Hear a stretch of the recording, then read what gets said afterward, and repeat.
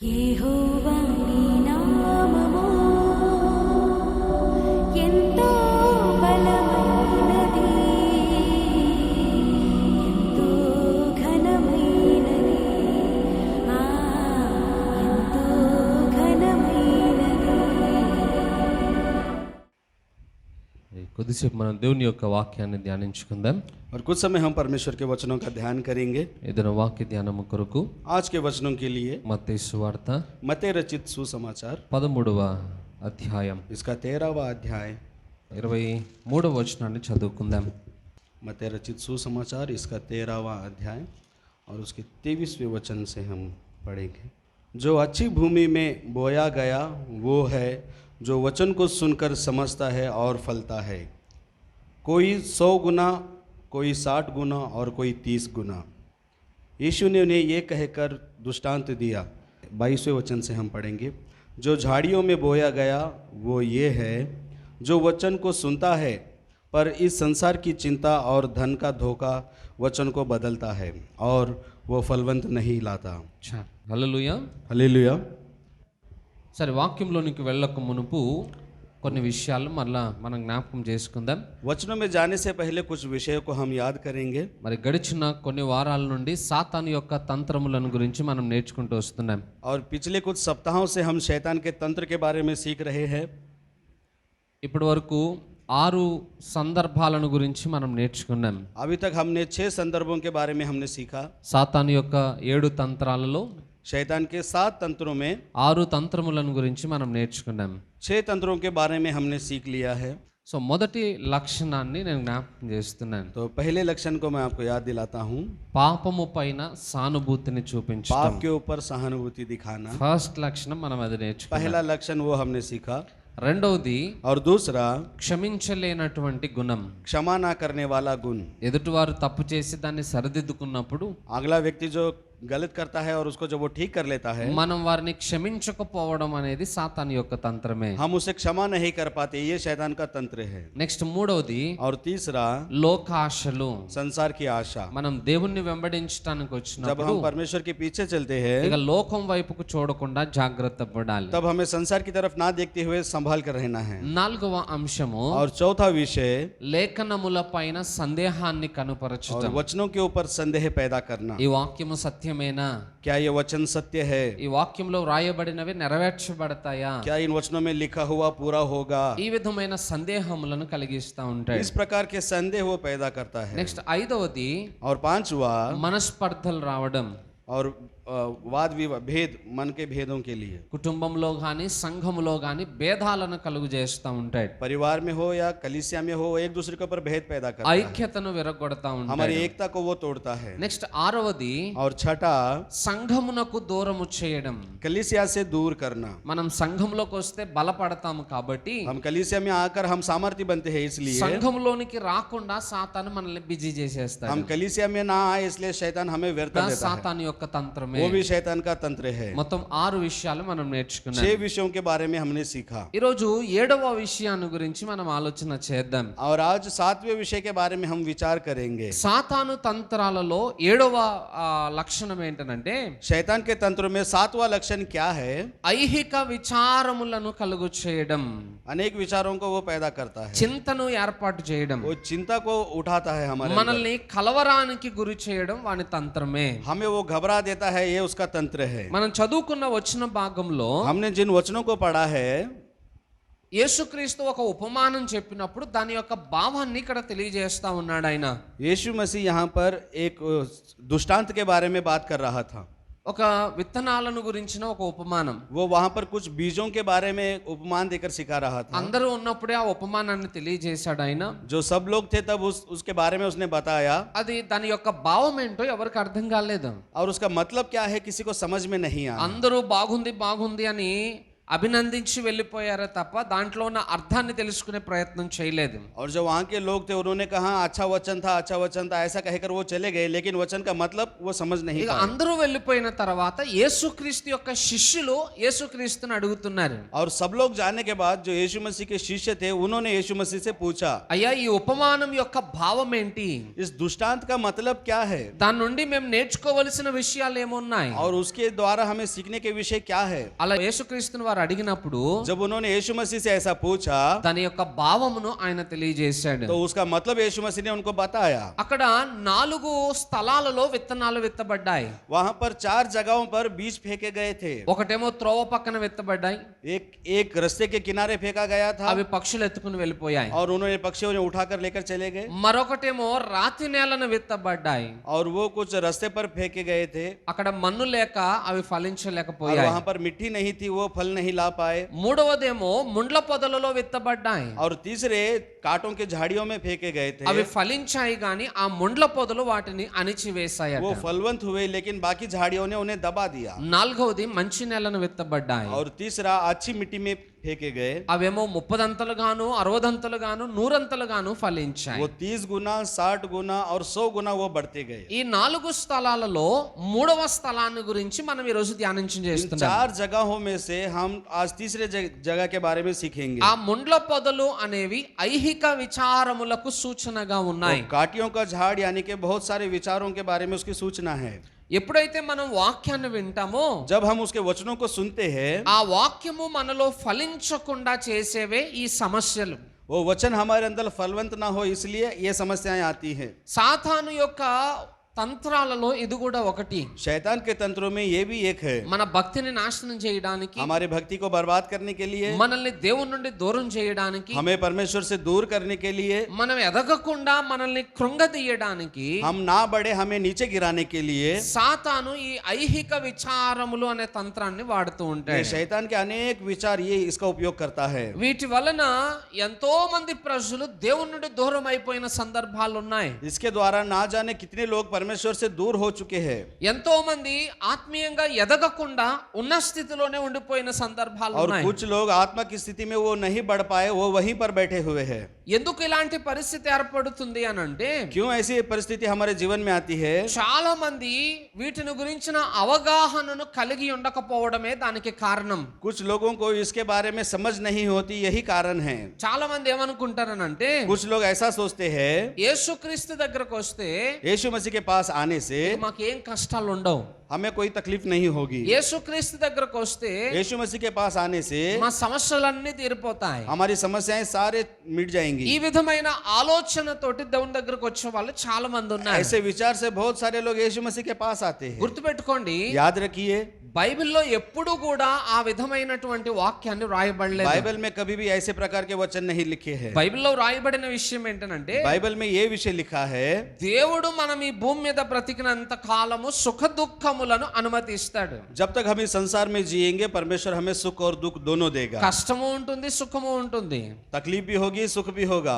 బాధ ఉంటుంది, సంతోషం ఉంటుంది, दुख भी होगा और खुशी भी बढ़ेगी। జీవిత కాలం అంతా అవి కొనసాగుతూనే ఉంటాయి. ये हमारे जीवन भर में ये बढ़ता रहेगा। అంతేకాదు, इतना ही नहीं, యేసుక్రీస్తు పలికిన మాట ఏంటనంటే, और यीशु मसीह ने खुद ये बात कही है, నన్ను నమ్ముకుంటే మీకు ఇంకా కష్టాలు ఎక్కువ అవుతాయి. और जो कोई मुझ पर विश्वास करेगा उसे और कष्ट मिलेगा, ఎందుకంటే లోకం మిమ్మల్ని వెలివేస్తుంది, क्योंकि संसार आपको निकाल देगा, ప్రజలు మిమ్మల్ని తృణీకరిస్తారు, आपके लोग आपको बाहर ढकेल देंगे, మీరు కొన్నింటిని వదులుకోవాల్సి వస్తుంది. आपको अपने घर को छोड़ना होगा। ఇవన్నీ కూడా మీకు కష్టాన్ని కలుగు చేసేవే. ये सभी आपको कष्ट देंगे। ఇవన్నీ దేవుడు ఎప్పుడో చెప్పాడు, ये बात परमेश्वर ने पहले ही कही है, అయినా కూడా వాటిని గురించి మనం గ్రహించకుండానే అడుగులు వేస్తా ఉంటాం. फिर भी हम उसके बारे में समझते नहीं और हम आगे बढ़ते रहते हैं। ఎప్పుడైతే ఈ ఐహిక విచారములకు మనము ప్రాముఖ్యతని ఇస్తామో, और जब हम ऐसे विचारों को प्रामुख्यता देते हैं, ఇక అప్పుడు మనం వాక్యం మన జీవితంలో ఫలించకుండా చేసేస్తాయి. तब ये वचन हमारे जीवन में फलवत ना होते हुए रोक देता है। ఉదాహరణకు చెప్తున్నాను, उदाहरण के लिए मैं एक बात कहता हूँ, ఇప్పుడు మనం మందిరంలోనికి వచ్చి కూర్చున్నాం,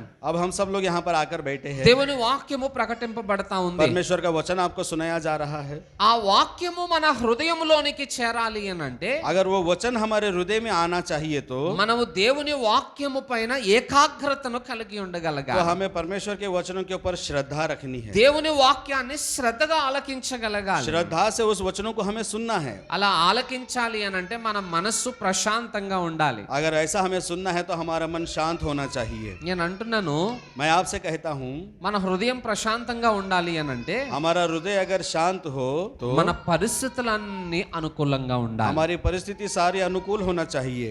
ఆర్థిక ఇబ్బందులు ఉన్నాయి, आर्थिक समस्याएं हैं, అనారోగ్య సమస్యలు ఉన్నాయి, बीमारियां हैं, కుటుంబ సమస్యలు ఉన్నాయి. परिवार की समस्याएं हैं.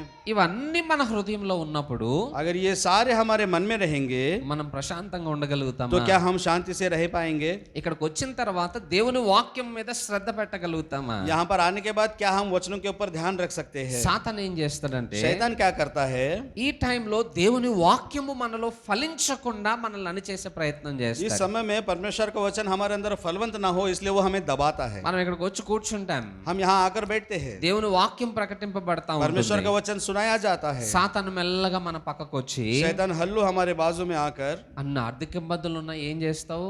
तेरे पास इतनी आर्थिक समस्या है, क्या करेगा? మెల్లగా మన ఆలోచనలను క్యాప్చర్ చేయడం మొదలు పెడతాడు. धीरे धीरे वो हमारे विचारों को खींचता रहता है. మన సమస్యలను మనకి గుర్తు చేస్తూ మన ఆలోచనలన్నిటిని త్రోవ తప్పిస్తా ఉంటాడు. हमारी क्या क्या समस्या है वो हमें याद दिलाकर धीरे धीरे हमें వాక్యము भटकाता है. సత్యమే, वचन सत्य है. కానీ ఆ వాక్యాన్ని మనం విశ్వసించినప్పుడే దాని గొప్పతనాన్ని చూస్తాం. जब हम उस वचनों के ऊपर विश्वास करेंगे तभी हम जी पाएंगे. ఇప్పుడు ఆ వాక్యము మనలో ఫలించకుండా సాతాను ఏం చేస్తున్నాడు? और वो वचन हमारे अंदर फलवंत ना हो इसलिए शैतान क्या करता है? మన దృష్టి అంతా కేవలము సమస్యల మీదే ఉండేటట్టుగా और చేస్తాడు. हमारी दृष्टि केवल समस्याओं की तरफ भागे, वो ऐसा करता है. ఇలాంటి పరిస్థితి వలన ऐसी परिस्थिति में ఎంతో మంది భక్తులు కృంగిపోయిన సందర్భాలు ఉన్నాయి. बहुत सारे भक्त वो गिर गए हैं.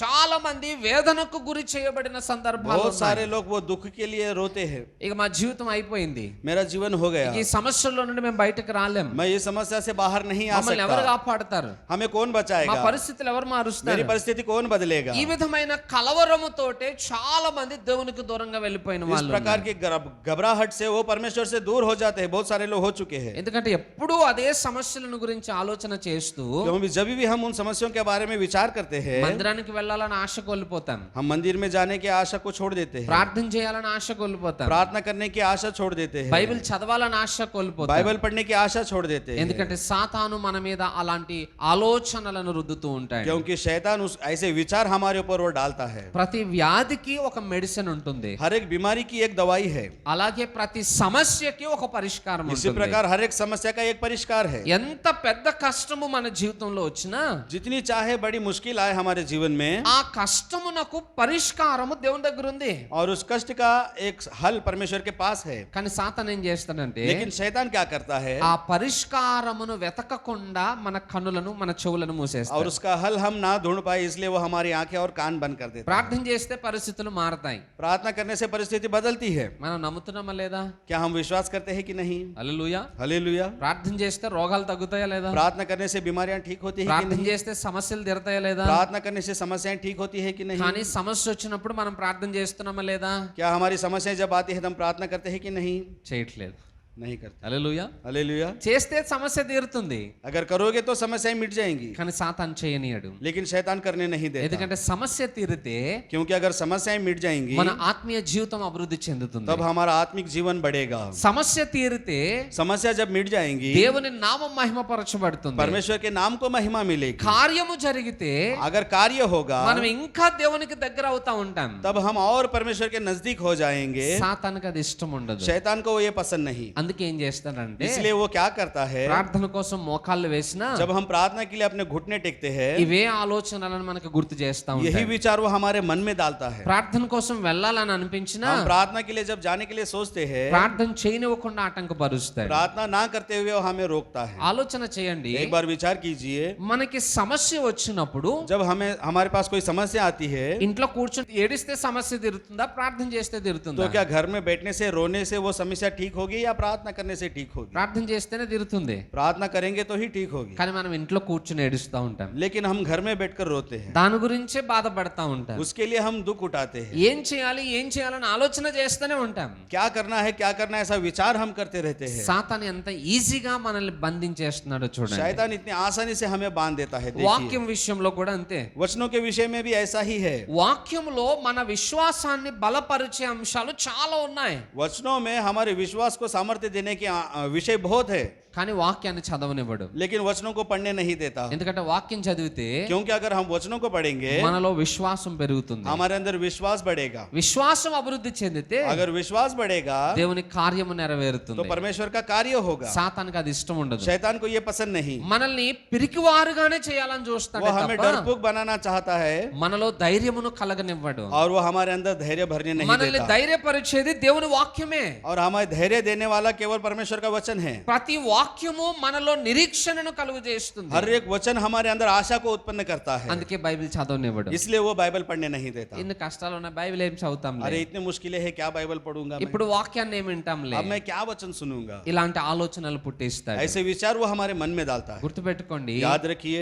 శ్రమ అధికమైనప్పుడు जब ज्यादा कष्ट होता है మనం దేవునికి ఇంకా దగ్గర కావాలి. तब हमें परमेश्वर के और नजदीक होना है, అప్పుడే ఆ సమస్య నుండి మనం బయటకు రాగలుగుతాం. तभी हम उस समस्या से बाहर आएंगे। మనమేమో సమస్యలోనే ఉండాలనుకుంటున్నాం, हम क्या है कि समस्या में रहने के लिए सोचते हैं, కానీ విడుదలను కోరుకుంటున్నాం. लेकिन हम छुटकारा चाहते हैं। అది ఎలా ये సాధ్యమవుతుంది? कैसे साध्य होगा? అందుకే ప్రతి విశ్వాసి ఏం చేయాలంటే, इसलिए हर एक विश्वासी को ये करना है, పరిస్థితులు ప్రతికూలంగా మారినప్పుడు परिस्थिति जब हम प्रतिकूल हो जाती है వాటికి పరిష్కారము దేవుని యొద్ద ఉంది అని మనకు తెలిసినప్పుడు तो उसका हल परमेश्वर के पास है। जब हमें मालूम होता है దేవుని దగ్గరికి వెళ్ళి ఆయన మీద ఆధారపడే ప్రయత్నం చేయాలి. परमेश्वर के ऊपर पास जाकर उसके ऊपर आधार होना हमें सीखना చాలా होगा। మంది దేవుణ్ణి విడిచిపెట్టి వేరే ప్రయత్నాలు చేస్తా ఉన్నారు. बहुत सारे लोग परमेश्वर को छोड़कर दूसरा प्रयत्न करते हैं, దేవుణ్ణి వదిలిపెట్టేసి మనుషుల యొద్దకు పరుగులెడతా वो ఉన్నారు. परमेश्वर को छोड़कर इंसानों के पीछे भागते हैं। ఎన్ని ప్రయత్నాలు చేసినా, कितने भी प्रयत्न करो, ఎన్ని రకాలుగా మీరు కష్టపడినా, जाने कितने प्रकार के आप कष्ट उठाओ, దేవుని సహాయము లేకుండా మన పరిస్థితుల నుండి మనం బయటకు రాలేము. बिना परमेश्वर की मदद के हम अपनी परिस्थिति से बाहर नहीं आ सकते। హల్లెలూయా. हालेलुया। అందుకే మనము మన సమస్యలను జయించటానికి ఒక పరిష్కారాన్ని కనుగొనాలి. इसलिए हमें अपनी समस्या के ऊपर जय पाने के लिए हमें एक परिष्कार चाहिए। ఎలా జయించాలనేది కొన్ని విషయాలు చెప్తాను. उसके ऊपर कैसा जय पाना है मैं आपको बताऊंगा। మొదట सबसे पहले యేసయ్యను నమ్ముకుంటే కష్టాలు రావు అనే అభిప్రాయాన్ని మనలో నుండి తీసేసేయాలి. यीशु मसीह पर विश्वास करने से कष्ट नहीं आएंगे, ऐसे विचार को निकाल दीजिए। ఎందుకంటే బైబిల్ ఎప్పుడు అలా చెప్పలేదు. क्योंकि बाइबल में कभी भी ऐसा नहीं लिखा है। కష్టాలు వస్తాయి, मुश्किलें आएंगी, కానీ ఆ కష్టంలో నేను మీకు తోడుగా ఉంటాను लेकिन అని उस మాత్రమే मुश्किलों అంటుంది. में मैं आपके साथ रहूंगा, ये बात लिखी है। అర్థమవుతుందా? समझ में आ रहा है? ఇప్పుడు దేవుడు మనతోటి ఉండాలంటే अगर परमेश्वर हमारे साथ हो కష్టం రావాలి. तो कष्ट आना चाहिए। ఒక ఉదాహరణ చెప్తాను. एक उदाहरण मैं आपको बताता हूँ। ఒక రోజు ఒక ఆయన एक दिन एक व्यक्ति ने సముద్రపు ఒడ్డున నడుచుకుంటూ वो వెళ్తున్నాడు. समुद्र के किनारे वो चल रहा था, ఇసుక ఉంది, रेती है, చాలా మెత్తటి ప్రాంతం అది. बहुत नमी की जगह है वो। సహజంగా ఒక వ్యక్తి నడుచుకుంటూ వెళ్తే ఎన్ని పాదముద్రలు ఉంటాయి? अगर एक व्यक्ति बालू के ऊपर चल रहा है तो कितने व्यक्ति के पैरों के निशान वहां पर होंगे? 2 ఉంటాయి, 2 पैरों के निशान అంతే होंगे, కదా? उतना ही है ना। కానీ అక్కడ 4 ఉన్నాయి. लेकिन वहां पर 4 है। ఆ వ్యక్తికి భయం వేసేసింది. उस व्यक्ति को डर लगा, ఏదో భూతం నన్ను వెంబడిస్తా ఉంది. कोई भूत मेरे पीछे चल रहा है। భయం వేసి యేసయ్యకి ప్రార్థన చేస్తా वो ఉన్నాడు. डर के यीशु मसीह से प्रार्थना कर रहा है, ప్రభువా నన్ను కాపాడు నాయనా. प्रभु मुझे बचाइए। ఏదో దయ్యం నా వెనకాల నడుచుకుంటూ వస్తా ఉంది, कोई भूत मेरे पीछे चल रहा है, నన్ను కాపాడు ప్రభు అని ప్రార్థన చేస్తా. मुझे बचाइए परमेश्वर कह के वो प्रार्थना कर रहा వెంటనే है। యేసయ్య అన్నాడు, पर तुरंत यीशु ने कहा, భయపడకు నా కుమారుడా, डरो मत मेरे बेटे, నేను నీతో నడుచుకుంటూ వస్తున్నాను. मैं आपके साथ चल रहा हूँ। ఆ మిగతా 2 పాదముద్రలు నావి. और जो बाकी के 2 पैरों के निशान है वो मेरे हैं। ఆ అబ్బాయికి చాలా ధైర్యం అనిపించింది. और उस लड़के को बहुत धैर्य हुआ, అంటే యేసయ్య నాతో నడిచి వస్తున్నాడంటే అంత ఆనందం అది. अरे यीशु मसीह मेरे साथ चल रहा है, कितनी खुशी की बात है। ఇంకా కొంచెం దూరం వెళ్ళిన తర్వాత और कुछ दूर जाने के बाद కొంచెం ముండ్లు రాళ్లతో కూడినటువంటి ఒక మార్గం వచ్చింది. कुछ पथरीली और कांटों से भरी जगह आई, అక్కడ 2 పాదముద్రలు కనపడ్డాయి. और वहां पर केवल 2 ही पैरों के निशान दिख रहे थे। చాలా బాధ అనిపించింది అంటే उस लड़के को दुख हुआ। అక్కడ మంచి ఇసుకలో నడుస్తుంటేనేమో యేసయ్య నాతోటే ఉన్నాడు, वहां पर जब मैं बालू पर चल रहा था तब यीशु मसीह मेरे साथ था, ఈ కష్టమైన మార్గంలో వెళ్తుంటేనేమో యేసయ్య నన్ను వదిలిపెట్టేసి और मैं వెళ్ళిపోయాడు. इस कष्ट के मार्ग में जा रहा हूँ और यीशु मसीह ने मुझे छोड़ दिया। ఎవరమైనా కష్టంలోనే కదా ఇంకొకరి సహాయాన్ని కోరుకునేది. कोई भी व्यक्ति कष्टों में ही मदद मांगता है ना। ఆ యవనస్తునికి బాధ అనిపించి ప్రార్థన చేస్తున్నాడు. उस जवान को दुख हुआ और वो प्रार्थना करने लगा, ప్రభు ఏంటి నాయనా ఇది, प्रभु जी ये क्या है, ఈ కష్ట మార్గంలో నన్ను వదిలిపెట్టేసి इन వెళ్ళిపోయావు. कष्टों के रास्तों में आपने मुझे छोड़ दिया. వెంటనే యేసయ్య అన్నాడట, तुरंत यीशु मसीह ने उससे कहा, ఆ కనబడే 2 పాదముద్రలు నావి. और जो 2 पैरों के निशान दिख रहे हैं वो मेरे हैं. మరి అవి నీవైతే నా 2 పాదముద్రలు ఎక్కడున్నాయి యేసయ్య? अगर वो आपके पैरों के निशान है तो मेरे पैरों के निशान कहाँ నేను हैं? నిన్ను ఎత్తుకున్నాను కాబట్టి నువ్వు నడవట్లేదు అన్నాడు. मैंने तुझे उठा लिया है इसलिए तू नहीं चल रहा. హల్లెలూయా. हालेलुया. మీకేమర్థమైంది దీంట్లో? आपको क्या समझ में आया? పరిస్థితులు అనుకూలంగా ఉన్నప్పుడు जब परिस्थिति हमारे अनुकूल होती है, యేసయ్య మనతో పాటు కలిసి నడుస్తాడు. यीशु मसीह हमारे साथ चलता है. పరిస్థితులు ప్రతికూలంగా మారినప్పుడు जब परिस्थिति हमारे प्रतिकूल हो जाती है, యేసయ్య మనల్ని ఎత్తుకుని నడుస్తాడు. यीशु मसीह हमें उठाकर चलता है. ఇప్పుడు చెప్పండి, अब बताइए, యేసయ్య మిమ్మల్ని ఎత్తుకుని నడిస్తే బాగుంటుందా, మీ పక్కన నడిస్తే బాగుంటుందా? क्या यीशु मसीह आपको उठाकर लेकर चले ये अच्छा है, या यीशु मसीह आपके साथ चले ये अच्छा है? మిమ్మల్ని ఎత్తుకుని నడవడం మీకు ఇష్టం లేదు. क्या वो आपको उठाकर ले चले आपको पसंद नहीं? యేసుక్రీస్తు దగ్గరగా ఉండడం మీకు ఇష్టం क्या లేదు. यीशु मसीह के नजदीक रहना आपको पसंद नहीं?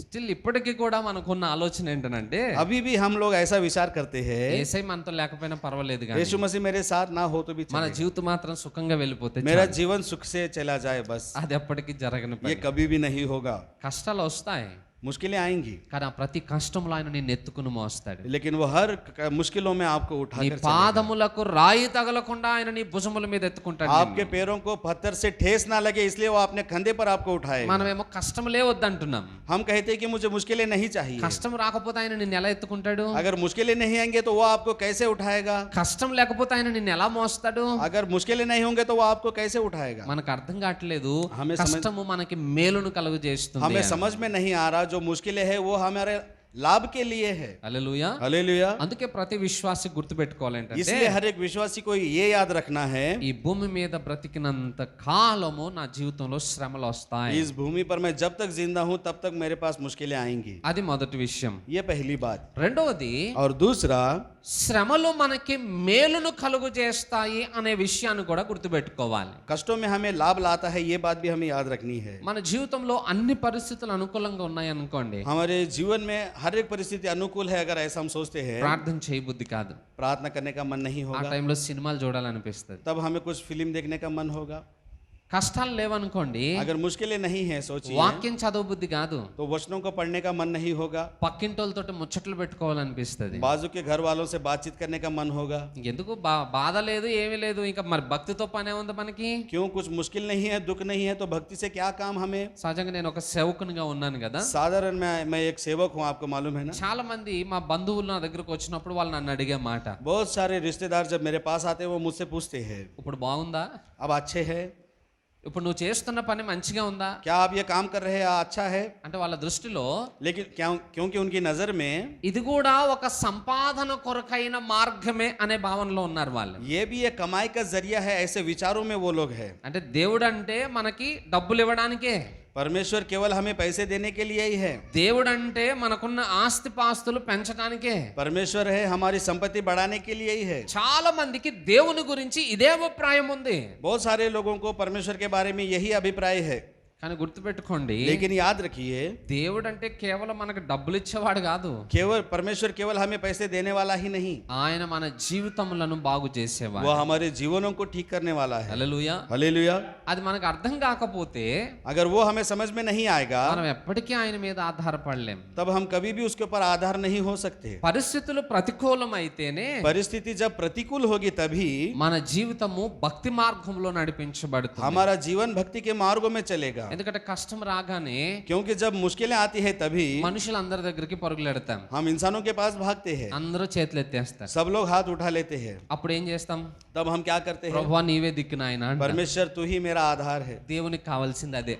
परमेश्वर को वही चाहिए. ఏం చేసైనా ఆయన నీకు దగ్గరగా ఉండాలని ఆశిస్తా ఉంటాడు. कुछ भी करके वो आपको अपने नजदीक रखना चाहता है. మామూలుగా పిలిస్తే పిల్లలు వస్తారా? क्या हम आसानी से बुलाएंगे तो वो आएंगे? సహజంగా ఒక కోడిని చూడండి, एक मुर्गी के बच्चे को देखिए, దానికి ఉన్న పిల్లలు उसके बच्चे అటు ఇటు తిరిగి అక్కడిక్కడ తిరిగి ఆహారం తింటా ఉంటాయి. वो इधर उधर जाकर उनका आहार वो खाते रहते हैं. మామూలు టైంలో తల్లితో పాటు ఉండవు. वो साधारण समय में माँ के साथ नहीं रहते। కానీ ఎప్పుడైతే గ్రద్ద వాటిని తరమడానికి వస్తుందో जब ये गिद्ध उनका पीछा करने के लिए आता है, ఆ కోడి పిల్లలను ఏం చేస్తాయి? वो मुर्गी के बच्चे क्या करते हैं? తల్లి యొక్క రెక్కల కిందకి దూరిపోతాయి. और तुरंत आकर माँ के पंखों के नीचे छुप మామూలు టైంలో దానికి తల్లి అవసరం లేదు, तो साधारण टाइम में उसको माता की जरूरत नहीं, చాలా ఫ్రీగా తిరగాలనుకుంటాయి. वो बहुत आसानी से आजादी से घूमना కానీ चाहते हैं। అపాయము తరుముకుంటూ వస్తున్నప్పుడు తల్లి గుర్తొస్తుంది. लेकिन जब मुश्किल उन्हें ढूंढते हुए आती है तब वो माँ के पास మన జీవితంలో కూడా అంతే. हमारा जीवन भी ऐसा ही है। అన్ని అనుకూలంగా ఉంటే మనకు దేవుడు ఎందుకు చెప్పండి? सब हमारे अनुकूल होगा तो परमेश्वर की हमें क्या जरूरत? ఖానా పీనా సోనా డ్యూటీ కర్నా బస్, खाना पीना सोना ड्यूटी करना बस, అంతే కదా. उतना ही है ना। అదే కష్టం తరుముకుంటూ వచ్చింది అనుకోండి, अगर मुश्किलें आएंगी అప్పుడు ఏసై కావాలి మనకి. तब हमें यीशु मसीह चाहिए। మరి ఇప్పుడు దేవునికేమో మీరంటే చాలా ఇష్టం, और परमेश्वर को आपसे बहुत प्यार है, మిమ్మల్ని మామూలుగా పిలుస్తుంటే రావట్లేదు. वो साधारण आपको बुला रहा है लेकिन आपको అందుకు पसंद దేవుడు नहीं। కూడా ఏం చేస్తాడు? इसलिए परमेश्वर क्या करता है? ఒక సమస్యకు అనుమతి ఇస్తాడు. एक समस्या को आज्ञा देता है। సమస్య మనల్ని తరుముకుంటూ వస్తే మనం ఎక్కడికి పరుగులెట్టుకుంటూ వస్తాం? जब समस्या हमारा पीछा करता है तो हम किधर आते हैं? దేవుని దగ్గరికి వస్తాం అన్నమాట. यीशु मसीह के पास आते అది దేవునికి కావాలి. हैं। वो यीशु मसीह को అంటే चाहिए। ఇప్పుడు శ్రమలు మనకి మేలే కదా కలుగు చేస్తున్నాయి, तो ये कष्ट हमारा लाभ ही कर रहा है, మనల్ని దేవునికి దగ్గరగా చేస్తున్నాయి वो కదా. हमें परमेश्वर के नजदीक ही ला रहा है ना। కాబట్టి అవేవి మనకి ఇబ్బందిని కలుగు చేయవని గ్రహించాలి. इसलिए वो कोई भी हमें कुछ नुकसान नहीं कर सकते, ये बात आपको समझना మూడవ है। విషయం, और तीसरी बात, ప్రతి సమస్య हर एक समस्या దేవుని వైపు నుండి చూస్తే అది చాలా చిన్నది. अगर परमेश्वर की ओर से हम देखेंगे तो वो बहुत छोटी है। మీకు అర్థం కావడానికి ఒకటి చెప్తాను. आपको समझ में आने के लिए मैं बोलता हूँ। ఒక శాస్త్రవేత్తల బృందం ఒకటి ఉన్నది. एक साइंटिस्ट का एक दल था, వాళ్ళు ఆకాశ మండలాన్ని ఒక ఫోటో తీశారు. उन्होंने आकाश मंडल का एक फोटो निकाला। ఫోటో తీస్తే फोटो जब उन्होंने निकाला, దాంట్లో భూమి ఎంత ఉందో తెలుసా? उसमें ये भूमि कितनी है आपको मालूम है? ఇంత ఇంత కనపడుతుంది దాంట్లో. इतना छोटा। మనం నివాసం ఉంటున్న భూమి हम जिस जगह पे रहते हैं ये ఈ भूमि, ఆకాశ మండలంలో ఇంత కనబడుతుంది. ये पूरे आकाश मंडल में इतना दिखता है। భూమి అంత ఉంటే अगर भूमि ही इतनी है, ఆ భూమిలో उस भूमि में హైదరాబాద్ ఎంత? हैदराबाद कितना? హైదరాబాద్ లో हैदराबाद में రామరెడ్డి నగర్ ఎంత? ये रामरेड्डी नगर कितना? ఆ రామరెడ్డి నగర్ లో उस रामरेड्डी नगर में మనం ఎంత? हम कितने? మన సమస్య ఎంత? हमारी समस्या कितनी? అర్థమవుతుందా? समझ में आ रहा है? మన సమస్యను మన కన్నులతో చూస్తే అది చాలా పెద్దది. हमारी समस्या को अगर हम अपनी आंखों से देखेंगे అది बहुत बड़ी మనల్ని है। భయపెడుతూ ఉంటుంది, वो हमें डराती रहती है, మనల్ని కలవరపరుస్తూ वो ఉంటుంది. हमें घबराती रहती है। కానీ అదే సమస్యను దేవుని దగ్గర నుండి చూసామనుకోండి, अगर वही समस्या हम परमेश्वर की ओर से देखेंगे, ఆ సమస్య చాలా చిన్నది. वो समस्या बहुत छोटी है। అందుకే మనం ఎప్పుడైనా సమస్యలు వచ్చినప్పుడు इसलिए जब हमारे पास कोई समस्या आती है, వాటిని మన కన్నులతో చూడొద్దు. उसे हमें अपनी आंखों से नहीं देखना है, ఎందుకంటే మన కన్నులతో చూస్తే అది చాలా పెద్దదిగాను మనల్ని భయపెట్టేదిగాను ఉంటుంది. क्योंकि जब हम अपनी आंखों से देखते हैं वो बहुत बड़ी और हमें डराने वाली दिखती है। అదే దేవుని వైపు నుండి చూసామనుకోండి, अगर वही हम परमेश्वर की ओर से देखेंगे, అది చాలా చిన్నదిగా वो ఉంటుంది. बहुत छोटी दिखेगी, ఎందుకంటే దేవుడు సృష్టికంతటికి పైన ఉన్నవాడు కాబట్టి. क्योंकि परमेश्वर सृष्टि के सबसे ऊपर है। वो ఆ దేవుడు పలికిన మాటే, उस परमेश्वर ने खुद ये कहा है, నాకు అసాధ్యమైనది ఏదైనా ఉన్నదా? मेरे लिए कुछ असाध्य की कोई बात है क्या? డాక్టర్ దగ్గరికి వెళ్తాం మనం. डॉक्टर के पास हम जाते हैं, డాక్టర్ దగ్గరికి వెళ్ళి ఏవేవో సమస్యలు చెప్పుకుంటారు. हम डॉक्टर के पास जाकर बहुत सारी समस्याएं बताते हैं। డిసెంబర్ 25 తారీఖున మేము ఒక ప్రాంతానికి వెళ్ళాం. दिसंबर 25 तारीख को पास्टर साहब एक जगह गए थे। ఆ నెక్స్ట్ డే అక్కడ ఊర్లోకి దిగిన తర్వాత उसके अगले दिन उस गांव में जब ये उतरे थे, ఆ రాత్రి నాకు కొంచెం అనారోగ్యత ఏర్పడింది. उस रात को कुछ बीमार हो गए थे। బాగా వామిటింగ్స్ అవుతా ఉన్నాయి, उनको उल्टियां हो रही थी, చాలా ఇబ్బందిగా ఉంది, बहुत मुश्किल हो रही थी, కడుపులో అంతా తిప్తా అనిపిస్తా ఉంది. उनके पेट में बहुत दर्द हो रहा था। డాక్టర్ దగ్గరికి వెళ్ళాను. डॉक्टर के पास गए। సహజంగా వెళ్ళగానే డాక్టర్ ఏం అడుగుతారు? ఏం జరిగింది అని అడుగుతారు. साधारण जब डॉक्टर के पास जाता है वो क्या पूछता है? అంటే నా ప్రాబ్లమ్స్ అన్ని చెప్పుకుంటూ వస్తా ఉన్నాను. ये अपनी सारी समस्या उनको बता रही సార్ थी। వామిటింగ్స్ అవుతా ఉన్నాయి, मुझे उल्टियां हो रही है, తలనొప్పి వస్తా ఉంది, मेरा सर दर्द दे रहा చాలా है, నీరసంగా అనిపిస్తా मैं ఉంది, बहुत कमजोर लग रहा हूँ, కడుపులో ఏదో ఇబ్బందిగా ఉంది, पेट में कुछ परेशानी है। అన్ని చెప్పుకుంటా వస్తుంటే ఆయన అన్నాడు, ये सब मैं उनको बता रहा था और उसने ये कहा, నీకు ఇబ్బందిగా ఉంది అంతే కదా అన్నాడు. అంతే. बस तुझे कुछ परेशानी है, इतना ही है అంటే ना? అన్నింటినీ కలిపి ఒకటే ప్రాబ్లమ్ గా ఎంచి మాట్లాడాడు. इन सारी समस्याओं को मिलाकर उसने एक ही बात कहा, तेरी कुछ परेशानियां हैं। సేమ్ మనం దేవుని దగ్గరికి వెళ్ళినప్పుడు కూడా దేవుడు అంతే.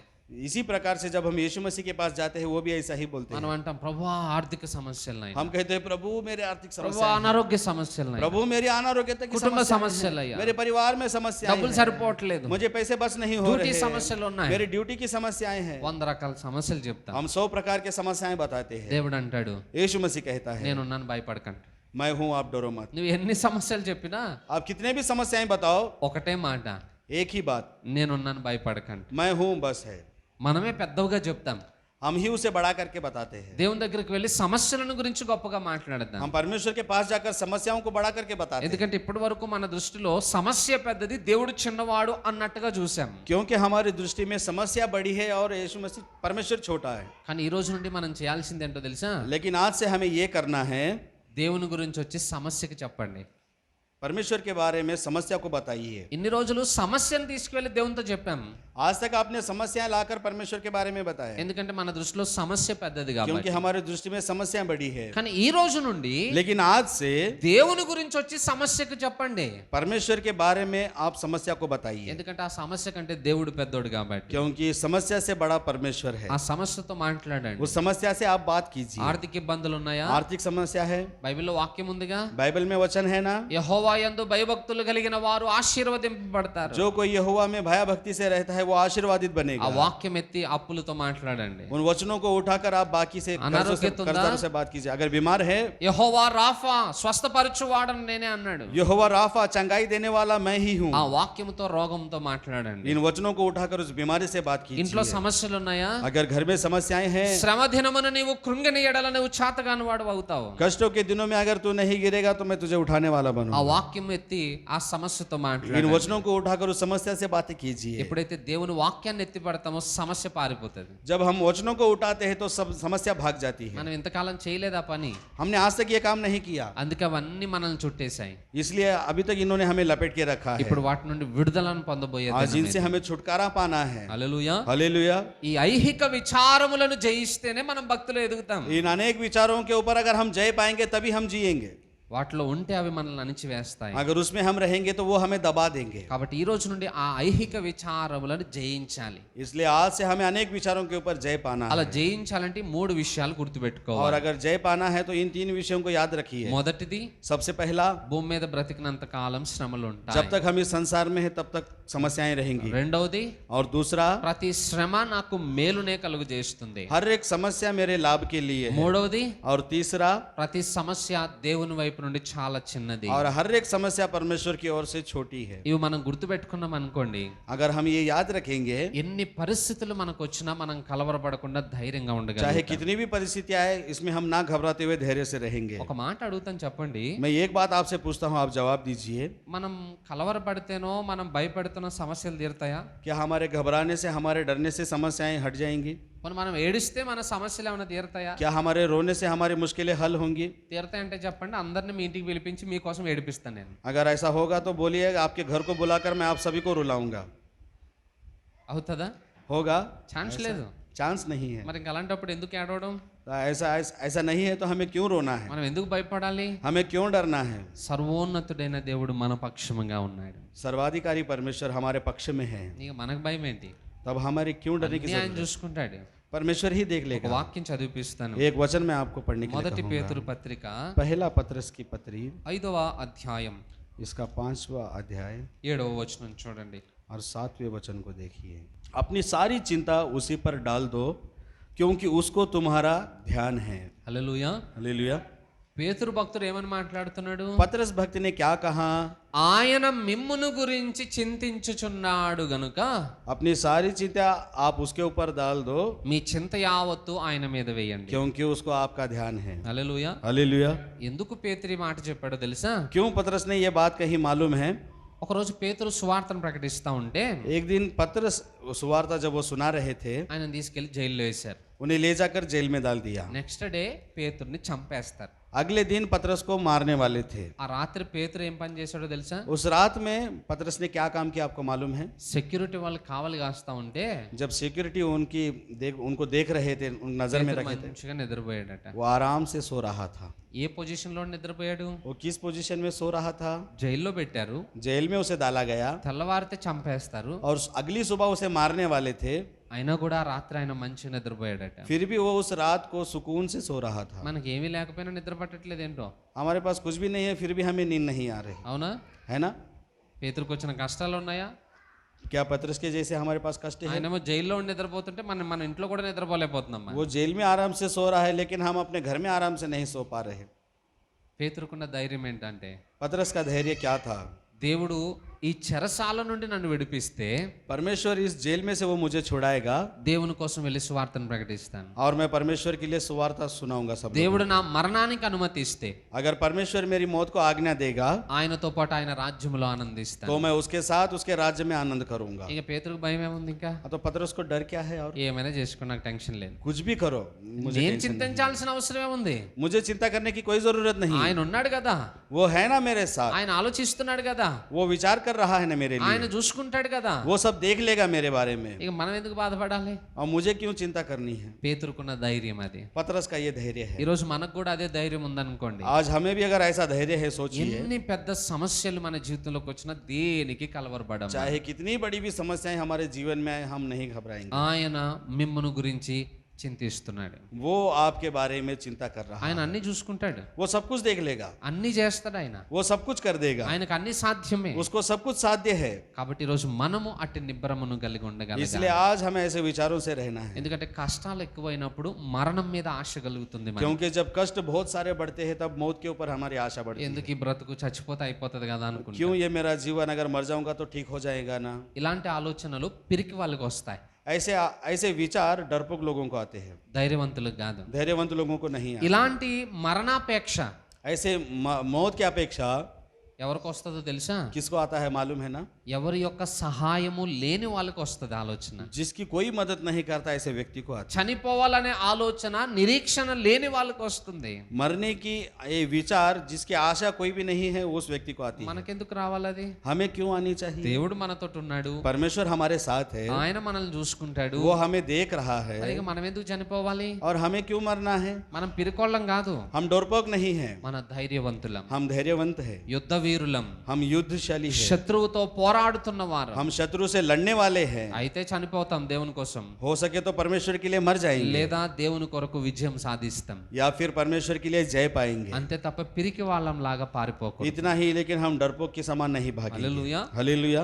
ఈ రోజు నుండి మనం అట్టి అలవాటు నేర్చుకుందాం. आज से हमें इन आदतों को सीखना है। ఐహిక విచారాలు వస్తాయి, अनेक विचार आएंगे। భూమి మీద బ్రతికినంత కాలం సమస్యలు ఉంటాయి. इस संसार में जब तक हम जिंदा है तब तक रहेंगे। ఎన్ని సమస్యలు వచ్చినా తీసుకువెళ్ళి దేవుని పాద సన్నిధిలో పెట్టి మీరు మర్చిపోండి. जितने भी समस्या आए उसे लेकर आइए, परमेश्वर के उसके चरणों में रखिए, भूल जाइए। మిగతా అన్ని దేవుడు చూసుకుంటాడు. बाकी का परमेश्वर देख लेगा। హల్లెలూయా. हालेलुया। మంచిది, కొద్ది మాటలు దేవుడు దీవించును గాక. अच्छी बात है, इन वचनों को परमेश्वर आशीर्वादित करे। తల వంచి కళ్ళు మూసుకుందాం, हम अपने सर को झुकाएंगे और प्रार्थना करेंगे। ప్రార్థన చేసుకుందాం. प्रार्थना करेंगे। పరిశుద్ధుడా మహోన్నతురానికి వందనాలు ప్రభువా. परिशुद्ध महान परमेश्वर, हम आपका धन्यवाद करते అయ్యే రోజు నీ వాక్యం ద్వారా మాతో మాట్లాడినందుకే నీకు వందనాలు. हैं। आज आपके वचनों के द्वारा आपने हमसे बातें की, हम आपका धन्यवाद అయ్యే करते భూమి మీద బ్రతికినంత కాలము సమస్యలు వస్తూ ఉంటాయి, పోతూ हैं। जब ఉంటాయి तक हम నాయనా. इस संसार में रहेंगे समस्याएं आते रहेंगे मेरे राज, కానీ అన్ని పరిస్థితుల్లో నీవు మాత్రం మాకు తోడుగా ఉంటావు. लेकिन हर परिस्थिति में आप हमारे साथ रहेंगे। ఇటు నిశ్చయత ధైర్యమును మా హృదయంలో పుట్టించండి. ऐसी निश्चयता और ऐसा धैर्य हमारे हृदय में उत्पन्न करें। ఇక నుండి పరిస్థితుల వైపు చూడకుండా यहाँ से हम परिस्थितियों की ओर ना देखते हुए వాటన్నిటికీ అధికుడు అయినటువంటి నీ వైపు చూసే మనస్సును మాలో उन పుట్టించండి. सबसे ऊपर बढ़कर आप है, आपकी तरफ हमारा मन चले। ऐसी విన్న మాటలు మాలో ఫలింప చేయండి. सुने हुए वचनों को हमारे अंदर फलवंत करें, ఆ వాక్యము చేత మా జీవితాలను బలపరుచుకునే భాగ్యాన్ని और उन దయచేయమని वचनों के द्वारा हमारे अंदर जीवन యేసు నామములో ప్రార్థిస్తున్నాను यीशु తండ్రి. के नाम से हम प्रार्थना करते हैं। ఆమేన్. आमीन।